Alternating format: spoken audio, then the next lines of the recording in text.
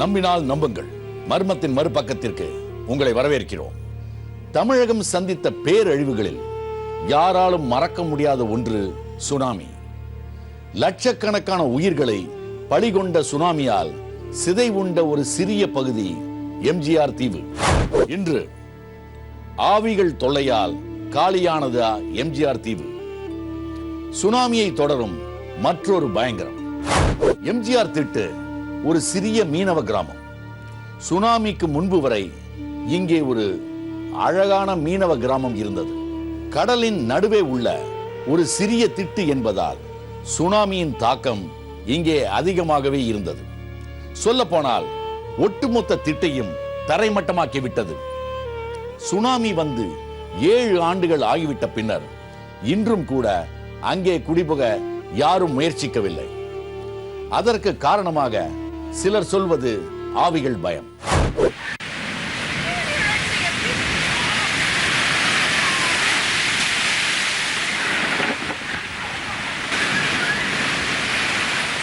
ரெண்டாயிரத்தி 4 ஏற்பட்ட சுனாமியில் எங்களுடைய குடும்பங்கள்லாம் எங்களுடைய சொந்தக்காரவங்க, எங்களுடைய அண்ணன் தம்பி எல்லாருமே இறந்துட்டாங்க.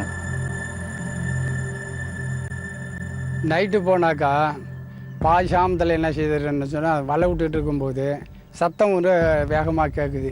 அதனால ஜனம் மிரண்டே ஓடி வந்து வர்றாங்க.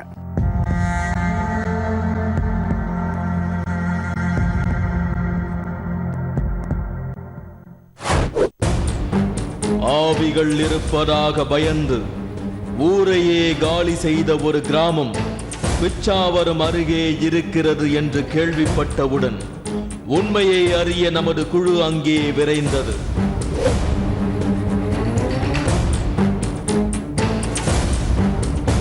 சிதம்பரத்தை அடுத்துள்ள பிச்சாவரம் ஒரு சுற்றுலா தலம்.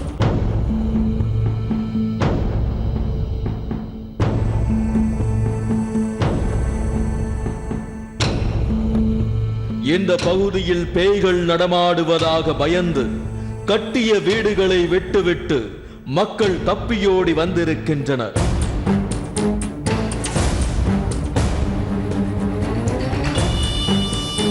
ஆளையே விழுங்கிவிடும் ஆவிகள் இங்கே சுற்றுவதாக ஊர் மக்கள் கூற சற்று பயத்துடனேயே தீவு நோக்கி புறப்பட்டோம்.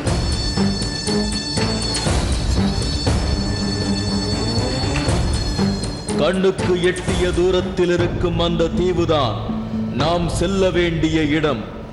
தீவிற்கு செல்ல 2 கிலோமீட்டர் படகில் பயணித்தாக வேண்டும்.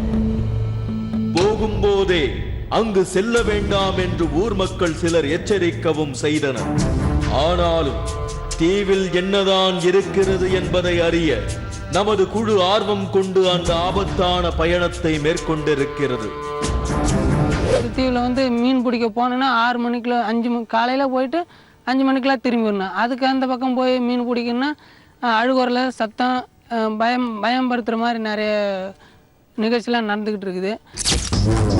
தென்னை மர தோப்புக்குள் கட்டிடங்கள் மறைந்து கிடக்க அங்கே ஆட்கள் இருப்பதற்கான அறிகுறிகள் ஏதும் தென்படவில்லை. எம்ஜிஆர் தீவிற்குள் செல்ல தயாரானோ. சலனமற்று அமைதியாக இருக்கும் இந்த தீவில்தான் ஆவிகள் இருப்பதாக மக்கள் அஞ்சுகின்றனர். மனித கால் தடங்களையே அங்கு காண முடியவில்லை. வழிகள் தோறும் புற்பூண்டுகள் மண்டி கிடந்தன. தூரத்தில் ஒரு ஒற்றை மாடி வீடு யாருமே இல்லாமல் நிசப்தமாய் கிடந்தது.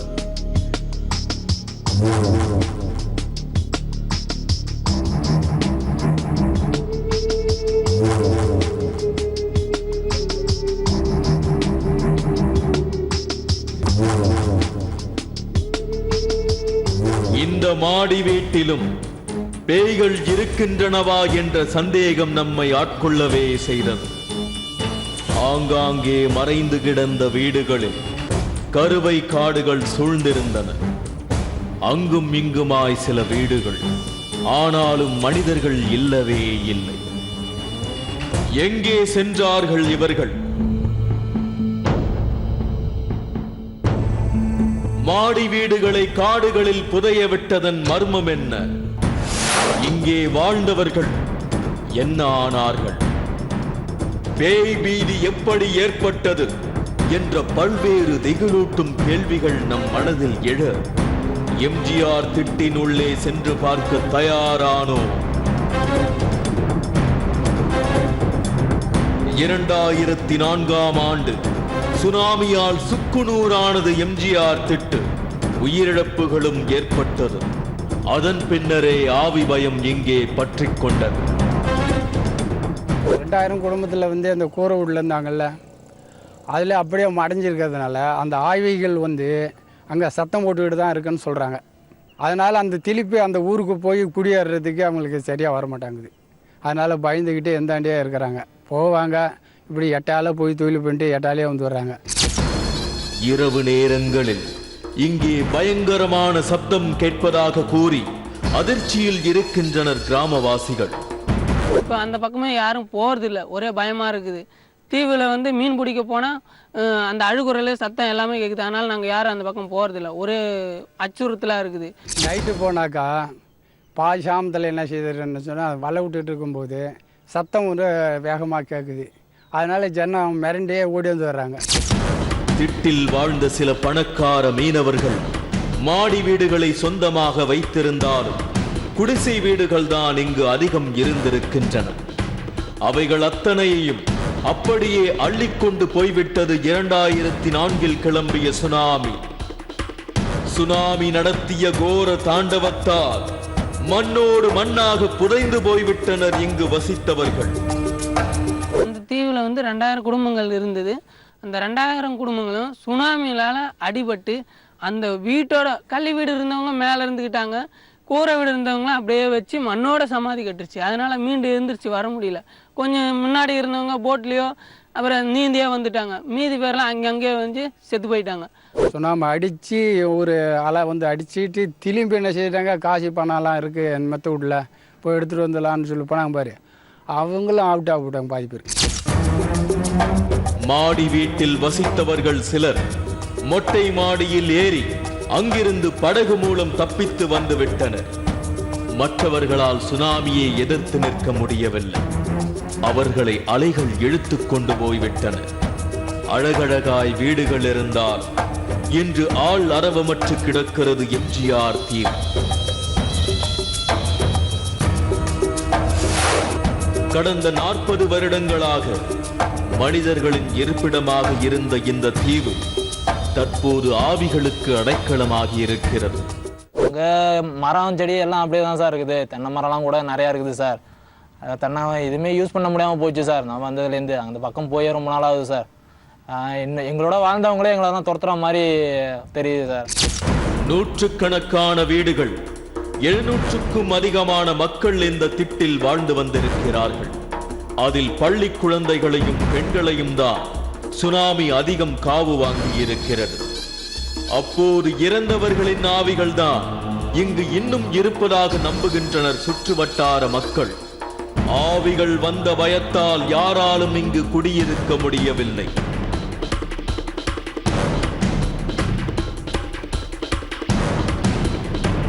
உயிரில்லாத பொருட்களாக இருந்தாலும் அவைகளும் ஆவிகள் தான் என்கின்றனர் ஊர் மக்கள். அந்த தீவில் வந்து நிறைய வந்து தென்னை மரம், தோப்பு துறை எல்லாமே இருக்குது. வீடு, பெரிய பெரிய கள்ளி வீடு எல்லாமே இருக்குது. ஆனால் அங்கே இருக்கிற தென்னந்தோப்புல இருந்து தேங்காய், ஒரே ஒரு தேங்காய் கூட யாரும் எடுத்துகிட்டு வரதில்ல. அந்த பக்கம் போகணுன்னாலே பயப்படுறாங்க.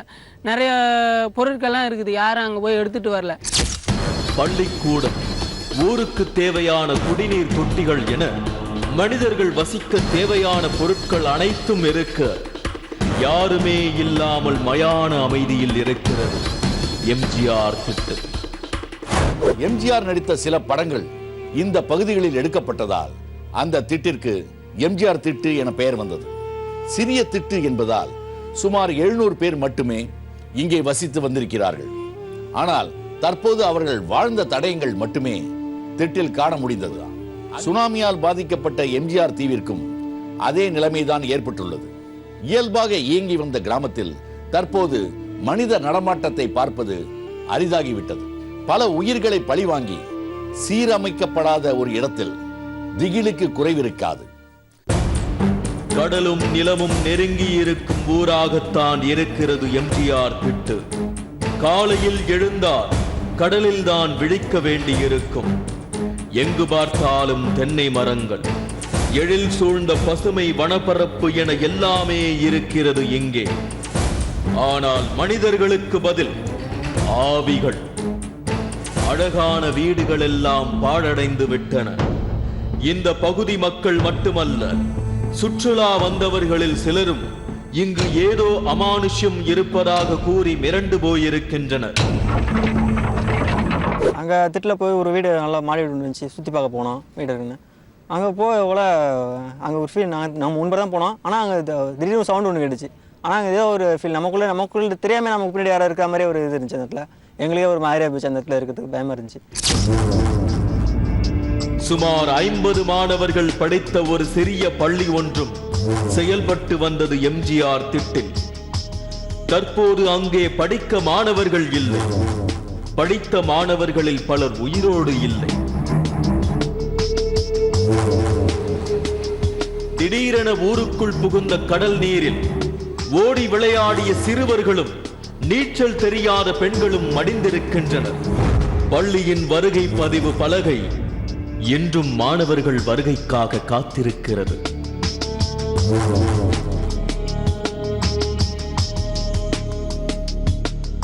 எம்ஜிஆர் திட்டில் ஒரு முருகன் கோயிலும் இருக்கிறது. கடவுள் மட்டும் பயமில்லாமல் தனது இருப்பிடத்தை தக்க வைத்துக் கொண்டிருக்கிறார். ஆனால் எம்ஜிஆர் திட்டில் வசித்த கிராம மக்கள் வழிபாட்டு தலமாக பயன்படுத்தி வந்த இந்த கோயிலும் சிதிலமடைந்தே கிடக்கிறது. கிரானைட் மற்றும் மொசைக் தரைகளுடன் கட்டப்பட்ட வீடுகளையும் எம்ஜிஆர் திட்டில் பார்க்க முடிகிறது. 2 அடுக்கு மாடி வீடுகளும் மனிதர்கள் இல்லாமல் தான் கிடக்கிறது. புற்கள் நிறைந்திருக்கும் இந்த பகுதியில் கூரை வீடுகள் பல இருந்திருக்கின்றன. அவைகள் இருந்த தடம் தெரியாமல் மண்ணுக்குள் புதைந்து விட்டது. எம்ஜிஆர் தீவில் வீடுகள் கட்டுவது அவ்வளவு எளிதான காரியம் அல்ல. 2 கிலோமீட்டர் தொலைவு தண்ணீரை கடந்துதான் இந்த தீவுக்கு வர முடியும். அதனால் செங்கல், ஜல்லி, சிமெண்ட் என கட்டுமான பொருட்களை பெரும் பொருட்செலவிற்கு பின்னரே இங்கு கொண்டு வந்து சேர்க்க முடியும். சிரமப்பட்டு கட்டப்பட்ட வீடுகள் வெறுமனே இருப்பதற்கு பேய் பீதிதான் காரணமாக கூறப்படுகிறது. கரையை தாண்டி தான் அந்தாண்ட கல் மண் எல்லாம் கொண்டு போவோம். கொண்டு போய் வீடு வாசல் எல்லாம் கட்டி எல்லாம் நல்லா சந்தோஷமாக தான் இருந்தோம். சுனாமி வந்து எங்களை எல்லாத்தையும் அழிச்சு கொண்டாண்டு எங்களுக்கு சௌகரியம் இல்லாத இடத்துல கொண்டாண்டு எங்களை ஒதுக்கி விட்டு இப்போ அவதியாகிற மாதிரி தான் இருக்கிறோம். சில குடும்பங்கள் மொத்தமாக கடலுக்குள் சென்று விட்டனர். சில குடும்பங்களில் ஒருவர் இருவர் தப்பி பிழைத்தும் இருக்கின்றனர்.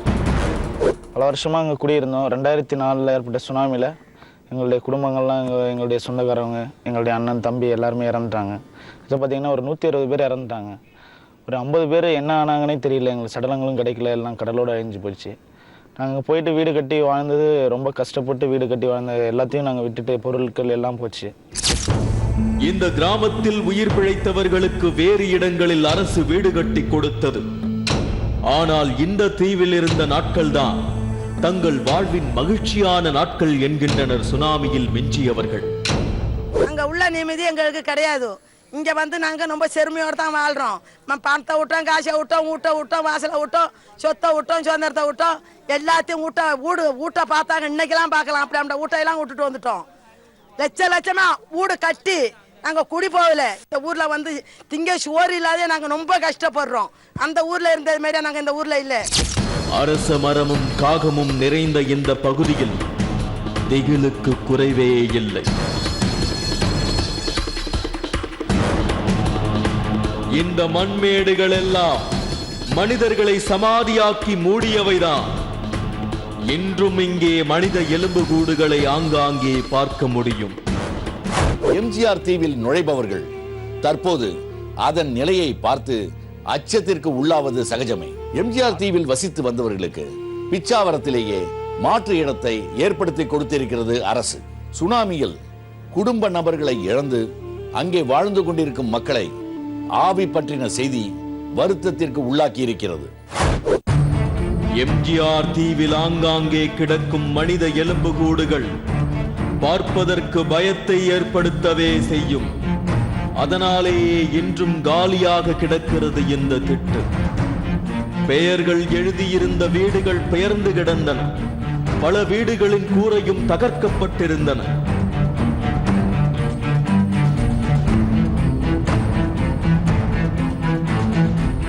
ஒதுக்குப்புறமாய் கிடக்கும் பழுதடைந்த போட்டுகளும் யாருமே இல்லாமல் கிடக்கிறது. டிசம்பர் 26 எம்ஜிஆர் திட்டு அந்த கிராமமே அன்னைக்கு ஃபுல்லாக ஒரே சோகமாக தான் இருக்கும். இன்றைக்கி அதை நினச்சாலும் ரொம்பவும் மனசு கஷ்டமாக தான் இருக்கும். அது அந்த நாள் வந்துட்டாவே ரொம்பவும் வருத்தமாக தான் போயிடுது. வீணாய் கிடக்கும் இந்த வீடுகளில் உள்ள கற்களை எடுத்து செல்ல இங்கு யாரும் வந்ததில்லை. தென்னை மரம் நிறைந்த எம்ஜிஆர் தீவில் தேங்காயை கூட பறிப்பதற்கு ஆள் வராமல் கீழே விழுந்து கிடக்கின்றன. சிறு பிள்ளைகள் விளையாடிய பொம்மைகளின் பகுதிகள் கீழே கிடக்கின்றன. ஆனால் அதனை ஆசையுடன் விளையாடிய குழந்தைகள் உயிரோடு இல்லை. கடலில் மீன்களை அறுவடை செய்யும் மீனவர்கள் தங்களின் வாழ்வாதாரமான மீன் வடிவத்தை தாங்கள் கட்டிய வீடுகளில் பொறித்திருக்கின்றனர்.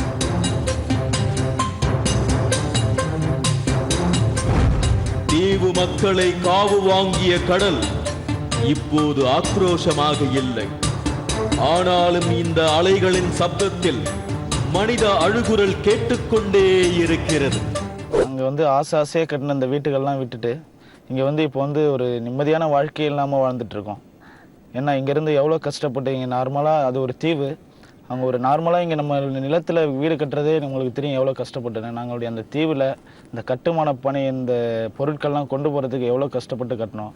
அந்த வீட்டெல்லாம் விட்டுட்டு இப்போ இங்கே ஒரு நிம்மதியான வாழ்க்கை இல்லாமல் வாழ்ந்துட்டு இருக்கோம். எம்ஜிஆர் தீவில் ஆவிகள் இருப்பதாக சிலர் கூறுவது பொய்யான தகவல் என்கிறார்கள் ஏற்கனவே இந்த பகுதியில் வாழ்ந்து வந்தவர்கள்.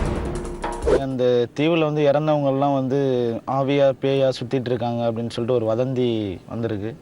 அதெல்லாம் ஒரு பொய் தான். எனக்கு என்ன சொல்ல போனா நாங்கள் இப்போ இங்கே போயிட்டு வந்துட்டு தான் இருக்கிறோம். எங்களுடைய என்னதான் ஆசாபாசங்கள் இருந்தாலும் இங்கே இருந்தாலும் நிம்மதி இல்லாமல் டெய்லி போயிட்டு நாங்கள் வாழ்ந்த இடத்த போய் பார்த்து தான் வந்துட்டுருக்கோம். அந்த மாதிரி எங்களுக்கு ஒரு கருத்து தெரியவே இல்லை. ஒரு தப்பான கருத்து அது. அங்கே ஆவி இருக்குது பேய் இருக்குங்கிறதெல்லாம் போய் எம்ஜிஆர் திட்டில் தொழில் செஞ்சுட்டு 5 மணி அங்கேயே படுத்து தூங்கிட்டு பாடு பார்த்துட்டு வராங்க. அரிசி போட்டு எடுத்துகிட்டு போய் இங்கே பேய் இருக்குது அப்படின்னு சொல்லிட்டு ஒரு வதந்தி கிளப்பி விட்டு இங்கே வர்ற டூரிஸ்ட்டை தடுக்கணும்னு சொல்லிட்டு ஒரு சில குரூப் தடை பண்ணாங்க. அதை பார்க்கறதுக்காக இப்போ நிறைய பேர் வந்துட்டு இருக்காங்க. குடியேறுவதற்காக மக்கள் இங்கே செல்வதில்லையே ஒழிய மீன்பிடிப்பவர்கள் அந்த பகுதிக்கு பயமில்லாமல் சென்று வருகிறார்கள். ரகசிய காதலர்களின் வருகையும் கூட இங்கே உண்டு. ஏற்கனவே சுனாமியில் எல்லாவற்றையும் பறிகொடுத்து விட்டு நிற்கும் இவர்களுக்கு பேய் புரளி கூடுதல் கவலையை ஏற்படுத்துகிறது. பேய்கள் இல்லை என்றால் பிறகு மீண்டும் ஏன் மக்கள் இங்கு குடியேறவில்லை? இங்கு உள்ள வீடுகளில் விலையுயர்ந்த ஜன்னல்கள் முதல் அழகு நிறைந்த கட்டிடங்கள் அனைத்தும் எதற்காக எடுத்து செல்லப்படவில்லை? ஆட்களே இல்லாத தீவில் வெளி உலகிற்கு தெரியாமல் வேறு ஏதேனும் நடக்கிறதா? இப்படி பல கேள்விகளுக்கு பதில் கிடைக்காமலே அங்கிருந்து திரும்பினோம். குழப்பம் மட்டுமே நீடிக்கிறது இப்போது.